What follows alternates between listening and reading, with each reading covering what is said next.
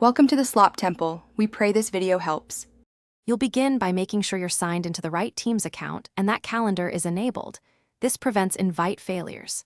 Next, open Calendar and click New Meeting so you start capturing details immediately. Add a concise title and one or more required attendees so the meeting appears on everyone's schedules. Then choose date, start time, and duration. Pick a buffer if needed, and toggle the Teams meeting link so participants get a join URL.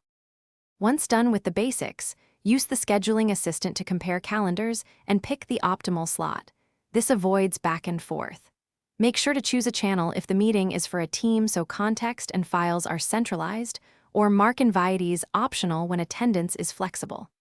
Attach the agenda or key documents now so everyone prepares. Finally, open meeting options to control presenters, who waits in the lobby, and permissions for camera and mic. It streamlines the live session. You finish by reviewing all details, setting a reminder, and sending the invite so attendees can accept. After sending, double-check responses and the meeting link. Before the meeting, test your camera and microphone and join early to confirm settings. Choose the correct device in Teams if audio is missing. If something goes wrong, like recipients can't join, resend the invite, check tenant or external guest settings, or paste the join URL directly into chat or email as a quick fix. Thanks for watching. Consider subscribing if we helped you.